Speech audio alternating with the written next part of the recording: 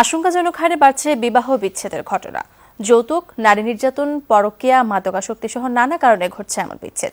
এর জন্য পারিবারিক সম্পর্কের অবনতি, প্রযুক্তির অতিরিক্ত ব্যবহার, অসহিষ্ণু সন্দেহপ্রবণ মানসিকতা এবং সঠিক পরামর্শের অভাবই এর কারণ বলে মনে করছেন বিশেষজ্ঞরা। শওকত মঞ্জুর শান্তর প্রতিবেদন।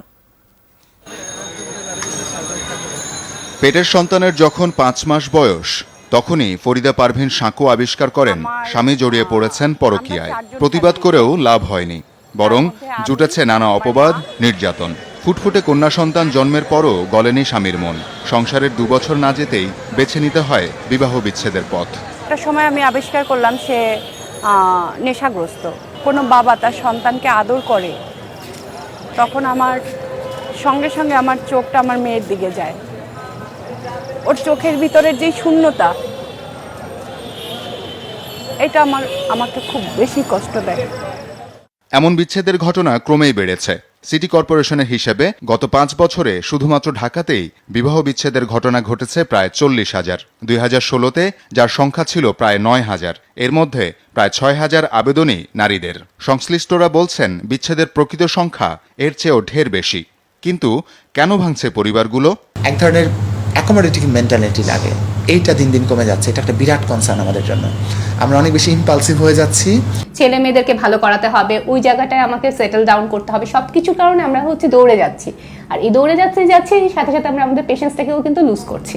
আর্থিকভাবে সচ্ছল কোনো মেয়ে, সে কোনো স্বামীর অন্যায় কথা মেনে নেয় না, তখন বিচ্ছেদের সম্ভাবনা বাড়ে।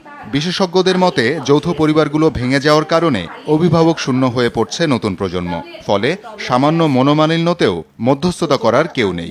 তার উপর আত্মকেন্দ্রিকতা ও প্রযুক্তির ব্যবহার তৈরি করছে নতুন সংকট। অনেক সময় আবার মেয়েদের ক্ষেত্রে আমরা যে সমস্যাটা দেখতে পাই, তারা তাদের বান্ধবীর হাজবেন্ড, বোনের হাজবেন্ড আর কি, বা তার ভাই বা তার বাবা কিরকম ছিল, সেম জিনিসটা তার হাজবেন্ডের মধ্যে দেখতে চায়। এখন আমি যদি আশা করি সেম ওয়েতে আমার হাজবেন্ডও আমাকে ওইভাবে টেক কেয়ার করবে, তাহলে তো এটা ভুল।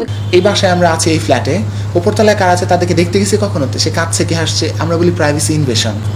এটা হওয়ার একটা রিজন হচ্ছে আমাদের সোশ্যাল সাপোর্টটা বাড়ছে না। ছোটখাটো বিষয় বন্ধু বান্ধবরা যদি বলে যে আসো আমরা মধ্যস্থতা করে দেই, আসো আমরা মীমাংসা করে দেই, তাহলে অনেক ছোটখাটো বিষয় মীমাংসা হয়ে যায়। তাদের আশঙ্কা এমন চলতে থাকলে ভবিষ্যতে ভয়াবহ প্রভাব পড়বে গোটা সমাজে। এটা বন্ধ করতে না পারলে। শওকত মঞ্জুর শান্ত, যমুনা নিউজ, ঢাকা।